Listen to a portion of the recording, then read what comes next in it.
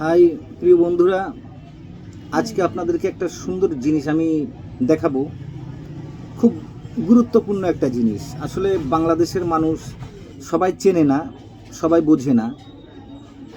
তো আজকে দেখাতে চলেছি আপনাদেরকে আমি যে জিনিসটা, সেটি হলো আমাদের বাংলাদেশের যে খেজুরের গুড়। এই খেজুরের গুড় এখন 2 নাম্বারই হতে হতে অনেক রকমের পদ্ধতিতে এই খেজুরের গুড় তৈরি করছে। তো আমরা আপনাদেরকে দেখাতে যাচ্ছি যে কিভাবে আপনারা 1 নাম্বার খেজুরের গুড় কিভাবে আপনারা চিনবেন বা বুঝবেন।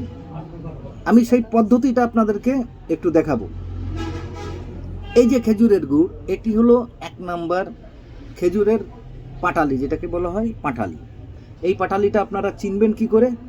এই পাটালিটা ভাঙলে এর ভিতরে আপনারা দেখতে পাবেন যে একটু তেলতেলে ভাব। দ্বিতীয়ত হলো এরকমভাবে চাপ দিলে পিচের মতো ভেঙে যাবে। এই যে পিচের মতো, এই দেখেন পিচের মতো আঠা হয়ে গেল। এই দেখুন, এই যে পিচের মতো আঠা টাইপের হয়ে গেল। এই গুড় কখনো ছড়াবে না। এই দেখুন আস্তে আস্তে আঠার মতো হয়ে গেল এই পাটালি। এখন আপনারা এটি মুখে দিলে একেবারে মুলায়েম পিচের মতো গলে যাবে। গলে গেলে আপনারা বুঝবেন এটি 1 নাম্বার খেজুরের গুড়। আর স্বাদে কিন্তু একটু হালকা লবণাক্ত ভাব লাগবে, তাহলে বুঝবেন এটা 1 নাম্বার খেজুরের গুড়। দ্বিতীয় পজিশন বাদ দিয়ে তৃতীয় ধাপে আসুন।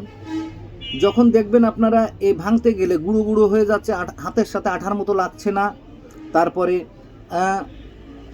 মুখে দিলে বালির মতো কিচকিচ করছে, মিশ্রির দানার মতো কিচকিচ করছে, তাহলে বুঝবেন এটা হলো 2 নাম্বার, চিনি মেশানো আছে। তো আজকে আপনাদেরকে এটুকু জানালাম। পরের ধাপে আরও ভালোভাবে জানানোর জন্য চেষ্টা করব। ধন্যবাদ সকলকে। একটা লাইক দেওয়ার চেষ্টা করবেন।